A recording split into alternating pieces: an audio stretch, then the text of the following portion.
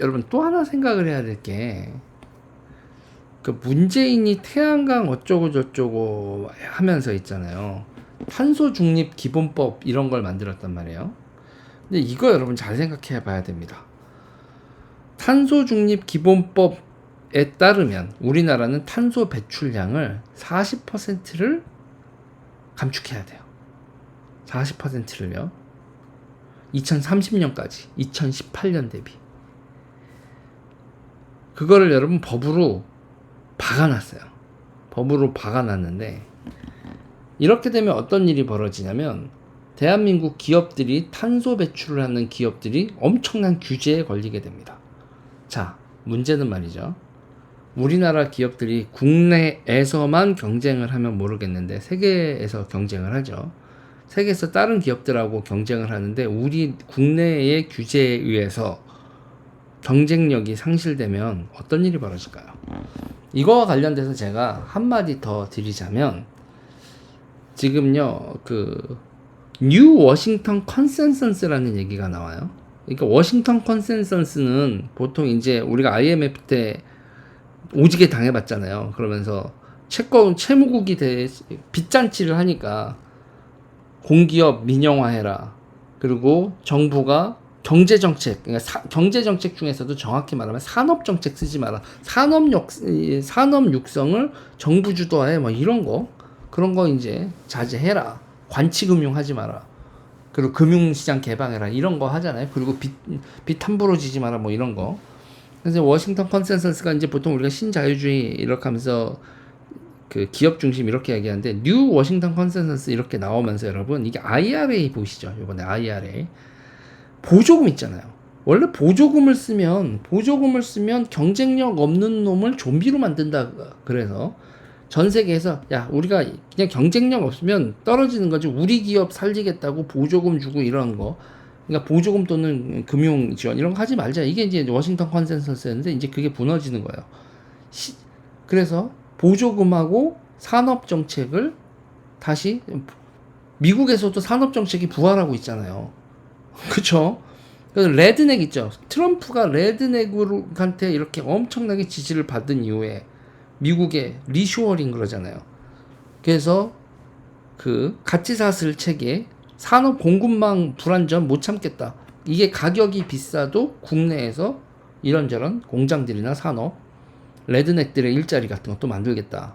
그리고 뭐 AI라든지 2차 전지라든지 자동차 공장, 뭐 우리나라한테도 계속 지라고 하잖아요. 반도체 공장도, 야, 한국 그거 니네 경기도에서 만들어서 우리한테 배실해서 반도체 팔던 거 안 돼. 와서 여기다가 공장 지어.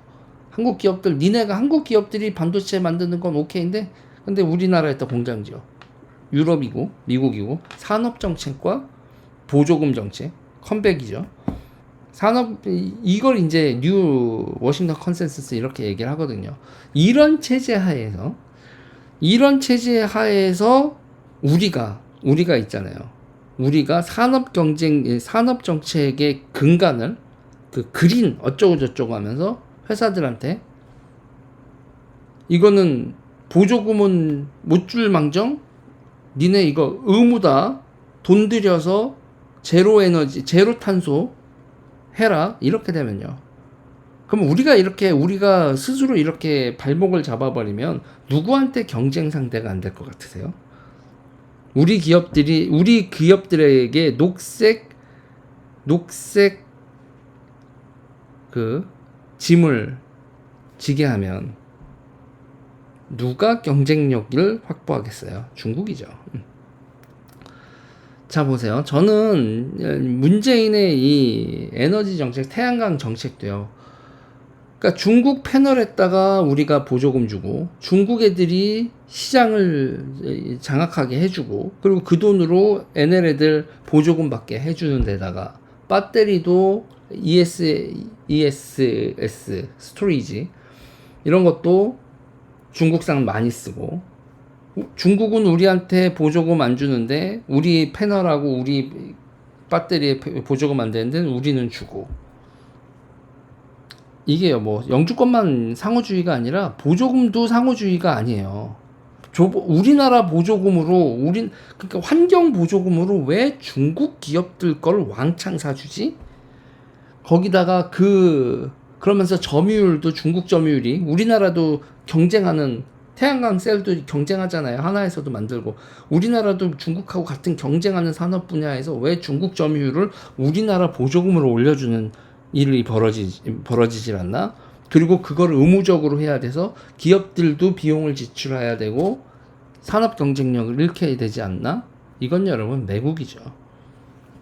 저는 이 탄소 중립 기본법이라고 해서 탄소 배출량 줄어드는 거 있잖아요. 이거 실효적인지 물음표도 찍어야 되고, 지금 태양광 같은 것도 여러분 전기를 쓸 때 발전이 돼야지. 이게 우리 수요가 아닌 태양이 떴을 때를 기준으로 발전을 하기 때문에 기저전력으로서, 그리고 우리가 항상 24시간 공급을 받아야 되는 그런 역할을 못하는 데다가, 그리고 이 신재생 에너지의 가격을 가장 높은 천연가스 발전 수준의 가격, 원자력이 제일 싸고 석탄이 그 다음으로 싸고 이렇게 점점 원가가 올라가는데, 가장 원가가 비싼 거랑 연동해서 이거를 매입을 해준 거 아닙니까, 전기를.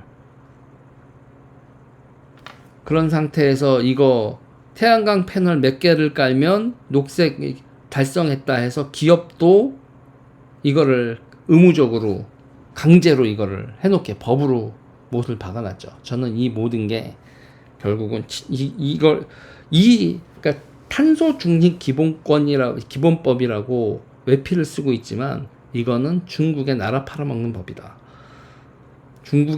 이게 내용인즉슨 중국의 나라 팔아먹는 짓이고, 그리고 실제로도 그런 일들이 너무 많이 벌어졌다. 그러니까 지금 한국 정치에 있어서 이런 것들을 자꾸 중국을 빼놓고들 생각을 하는데, 꼭 중국을 생각을 해보고 매국적인 행동들 이거 보고 해야 돼요, 여러분. 국민이 눈 뜨고 보질 않으면 우리 코베입니다. 코베예요.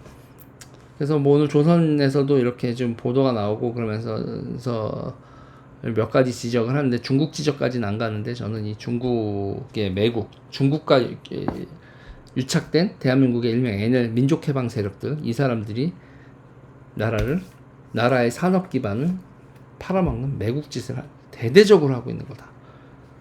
생각해 보세요. 원자력 멈추면 원자력 발전 우리가 원자력 발전을 원자력 발전소 건설을 멈춰서 누가 제일 날개를 달았어요? 중국이죠. 중동 같은 데나 이런 데서 우리가 앞서가는 경쟁력을 상실하고 중국한테 따라잡혀주고, 기계공업 기타 등 다 따라잡혀준 거 아닙니까? 대단히 매국적인 정책이었다. 의도했거나 멍청했거나.